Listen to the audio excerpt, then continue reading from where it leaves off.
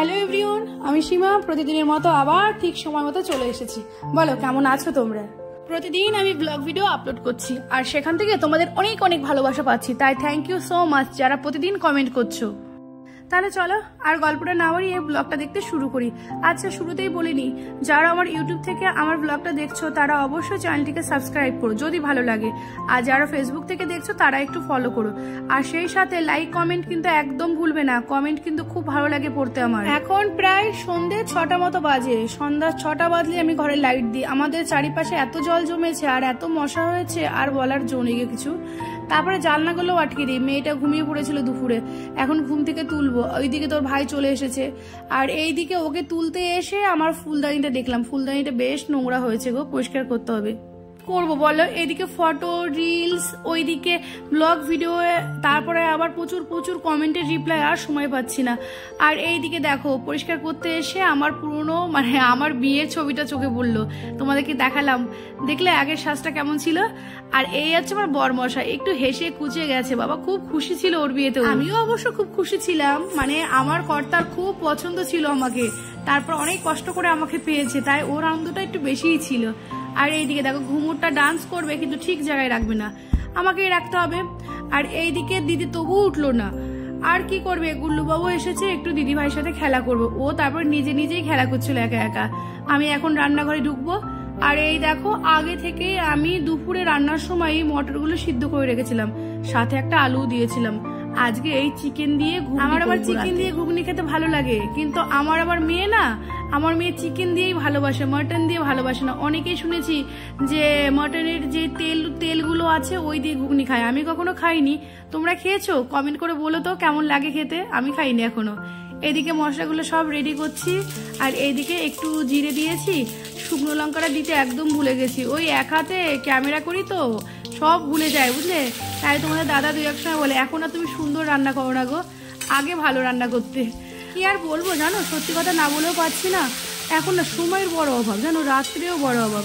আসলে কি বলতো, আমাকে যারা ভালোবাসা দেয়, যারা আমার লাইভগুলোতে অ্যাটেন্ড করে, আমি সবসময় তাদের লাইভে যাওয়ার চেষ্টা করি। তাই একটু হুটোপাটা করে রান্না, ওকে দুপুরে পড়িয়ে নিই মেয়েকে, এইসব করে করে আর টাইম নেই আমার নিজের রেস্ট, আর সময় নেই নিজের রেস্ট। আর এই ঘুগনি করছি, ঘুগনির সাথে রুটি করব। লুচি করতে চেয়েছিলাম, ভাবলাম না, খেয়ে খেয়ে এমনি মোটা হয়ে যাচ্ছি, আর ভাল লাগছে না, তেল একটু কমিয়েই দিয়েছি। এখন তো ইদানিং দেখতেই পাও যে বাইরে বেশি যাই না, পোস্ট করি না সেরকম। আগে প্রচুর বাইরে খেতাম, সবাই আমাকে কমেন্ট করতো এত ফাস্টফুড খাও কেন। যাও, তোমাদের কথা শুনেছি আর তোমরা ভালোর জন্যই বলো আমাকে। কমিয়ে দিয়েছি, সত্যি অনেক কমিয়ে দিয়েছি। এখন সত্যি অতটা ভালোও লাগে না, কিন্তু একদিন যাবো রেস্টুরেন্টে। এখন তো মাসের শেষ চলছে, মাইনেটা ঢুকুক ঘরে। অনেকক্ষণ ধরে রান্না করছি গো, একটু ক্যামেরার সামনে এবার নিজেও আসবো, কিন্তু সময়ের অভাব, তাই এইভাবেই চলে আসলাম। ভেবেছিলাম একটু সাউন্ড দেবো, তারপরে মাথায় কিচ্ছু আসলো না। হুটোপাটা করে ভিডিও করলে না আমার কিচ্ছু মাথায় আসে না, একটু নিরিবিলি হলে ভালো। এদিকে অনেকগুলো লেবু আছে, প্রায় এক সপ্তাহের লেবু জমে আছে। মেয়েটা এখন লেবুগুলো খেতেই চায় না। আমি ওকে রস করে খাওয়াবো বলে বের করেছি, কিন্তু এতক্ষণ ঘুমালো, সন্ধ্যার সময় তো আর লেবু রস খাওয়াবো না, আমি দুপুরের দিকেই খাওয়াই। আমি ওই টাইমটা একটু ভুলে গেছিলাম। আর এইদিকে ওই সেদিন গোপালকে একটু মিষ্টি এনে দিয়েছিলাম, সেই মিষ্টিগুলো এখনো জমে আছে। এখন মিষ্টি খেতে না আর ভালো লাগে না। এই কদিন তালের বড়া, ক্ষীর, লুচি টুচি খেতে খেতে না আর ভালো লাগে না। এইদিকে দেখো তোমাদের সাথে গল্প করতে করতে হয়ে গেল আবার ঘুগনিটা। কালার হয়নি, কাঁচা লঙ্কার যে আমরা কাঁচা লঙ্কা দিয়েই খাই। আর এইদিকে আমার গুল্লুর, আমার শাশুড়ি মা, আমার মেয়ে, এই 4 জনের জন্য রুটি হবে। আমাদের বড়দের 3টে করে আর ছোটদের 2টো করে। ঝাপাঝাপ রুটিগুলো করে নিই, কারণ 7টার পর থেকে আবার বন্ধু বান্ধবদের লাইভ শুরু হয়ে যাবে, ঠিক তাদের লাইভগুলো অ্যাটেন্ড করবো। এইদিকে রুটি করতে তো শুরু করেছি, কিন্তু দুঃখের কথা আমার রুটিটা ফুললো না গো। রুটি না ফুললে ভালো লাগে না। আরে আমি বরাবরই রুটি করতে ভালো পারি না, চেষ্টা করছি। আমার বান্ধবী প্রমিলা, ও কিন্তু দারুণ রুটি করে। আমি ওর আগে থেকে রান্না করি, কিন্তু আমি ভাত তরকারি খারাপ করি না, কিন্তু রুটি করতে পারি না। রুটি ভালো হয় না আমার, আবার শক্তও হয়। আচ্ছা, তোমরা যারা যারা রুটি ভালো করো একটু কমেন্ট করে বলো। নিজেদের প্রশংসা না নিজেরাই করতে হয়, কেউ করবে না নিজেরা না করলে। তাই বলছি একটু কমেন্ট করে জানিও। রান্নাঘরে খাবার করার কাজ কমপ্লিট, আর এলোমেলো হয়ে পড়ে থাকলো থাকুক, যা হবে সকালে, সময় নেই।